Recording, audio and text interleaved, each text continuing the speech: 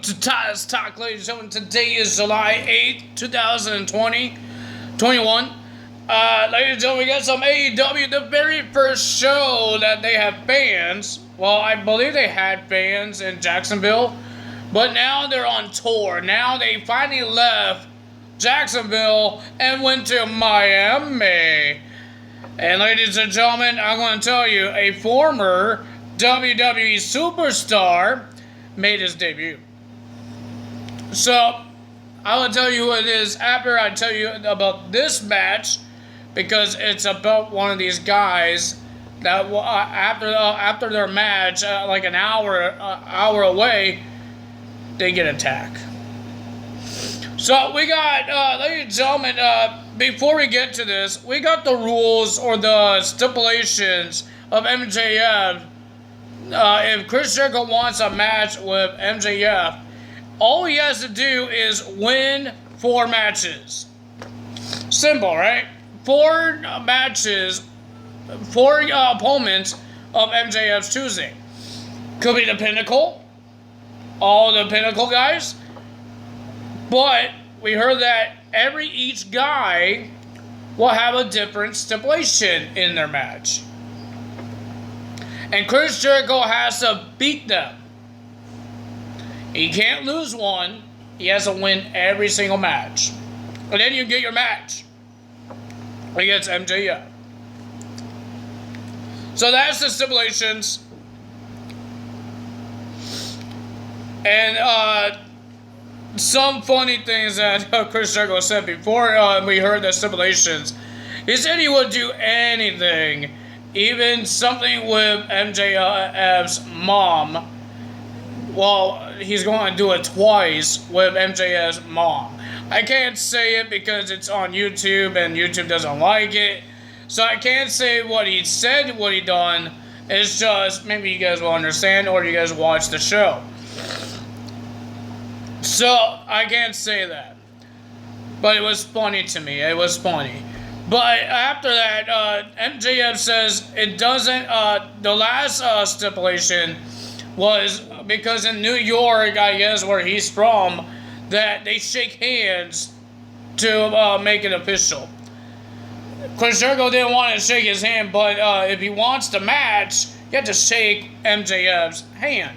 He shook his hand, and then he do the juice effect onto MJF. He looks like he's dead. It was funny. No other big segments happened. Some guy, American Top Team, or I forgot what their name is, Dan Lambert.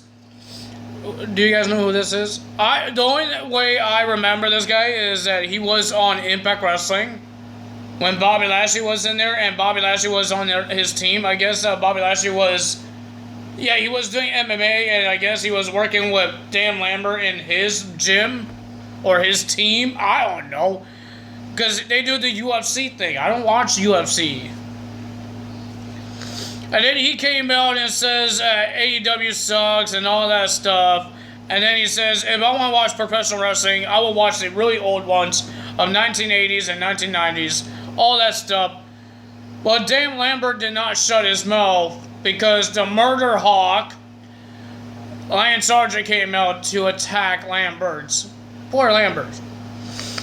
No other big segments, but there is going to be a coffin match next week on night 1. I believe it's going to be night 1 of the Fight for the Fallen. I think it's Fight for the Fallen. I think so, or Fighter Fest, something. They have so many shows happening. So that's happening as well next week. We got Christian Cage will be versus Matt Hardy next week. A lot of things are happening. In 2 weeks, we're going to even Britt Baker made fun of WWE. Talk trash about WWE. And because WWE is having a little problems with Saudi Arabia. So, Britt Baker said something about that, saying that AEW should, maybe next week, we will go to Saudi Arabia. Because WWE has having a little problems with Saudi Arabia. And, of course, they have to talk trash. Isn't she dating, like, Adam Cole? And he's on WWE. You're talking trash about his company that he works for. Wow. Just wow. Well, ladies and gentlemen, let's get to the matches because we got some good matches. We got a street fight, we got a strap match, and we got a trios match. That's what they call it now. Well, I call it a 6-man. And we got Andrade making his debut. And we got a first ever mixed tag team match on AEW. Because we thought it was going to be Ryu and Kenny Omega being the first ever, but it's not. So we have Cody Rhodes versus QT Marshall in a strap match. If you guys don't know what a strap match is, the only way to win is hit all 4 turnbuckles. But you have to hit the top buckle. Not the middle, not the bottom. You have to hit the top one. And I believe there's a limit of time. If you hit all 3 and you couldn't hit number 4, a limit time, the referee will wave it off and then you have to start all over. I thought it was a pretty decent match, not bad, but of course the factory came out. Aaron Solo and Nick, whatever her name is. I think they were already in the behind the corner in QT's corner. Dustin Rhodes came out. You might hear some thunder because it's thundering out here. Dustin Rhodes came out to attack the factory, so they left. I thought it was a pretty decent match. But at the end, we got Cody Rhodes doing the trifecta. He's doing 3 crossroads, and he hit the top corners, four of them, and he gets the win. Cody wins. But during that match, the lights went out. And the commentary is saying that it's a bad weather in Miami. So maybe that's what it is. But nothing happened. Just the lights went out. So we're all okay. But now we got Arn Anderson in the ring to get interviewed by Tony Schiavone. He was about to say something. But the lights went out. For a while. And the lights turned back on, and in the corner behind Arn Anderson was the former NXT champion Aleister Black.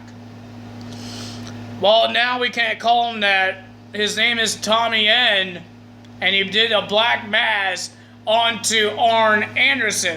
They don't have a name for the move yet. They just call it a kick. So he did a black mask on Arn Anderson, and it looks like he's doing the same gimmick, but with different name, Malachi Black. The same gimmick, because his eye looks like the same thing what WWE did, make him lose his injured his eye, or maybe that's permanent. I don't know. But it looks like they're doing the same gimmick as what they did in WWE, and I guess they're going to continue the gimmick, but with AEW. I'm guessing. I don't know. Because he looks like he's doing the sinister little thing like WWE did, wearing all black. We don't know if he's doing their stories yet. I don't know. Those weird stories. And then Cody Rhodes came out to check on Arn Anderson, and then he got black masked by Malachi Black.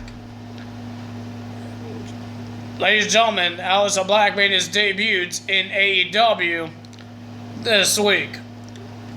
Now it's kind of a little weird because now another couple is in different companies. Just like Andrade and Flair, now we got Zelina Vega and Aleister Black. But they're married. Zelina Vega and Aleister Black. So the rumors of Aleister Black coming back to WWE, we are wrong. But ladies and gentlemen, it's sad to hear that Frago, that's on Sammy Blogs, he is gone now because he's an extra. He's not signed to the contract, so he's not going to be doing tours with AEW.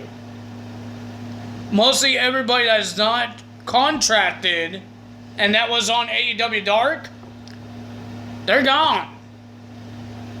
Because they're not going on tour with AEW. Because they're not contracted, they're not going to get paid by them, so they're not going to get a contract. So I guess that's the last of Prego and some of the extras. I think some extras got a contract. I believe so. We got a 6-man tag team match: FTR and Wardlow versus Santana, Ortiz, and Jake Hager. Pretty decent match, but the winner of that match was the Pinnacle. Nothing big happened there. Then we had Andrade, I'm not going to say his whole name, versus Matt Sydal. I thought this would be a little more better because Andrade is an amazing wrestler. I've seen him in WWE, he's great. But I think this match was a little too slow. I think I guess he's trying to be a show-off. But he was doing the same thing in WWE, being a show-off, but he was doing really great moves. He was a fast-paced guy, and now he's a slow-paced guy. I don't like it.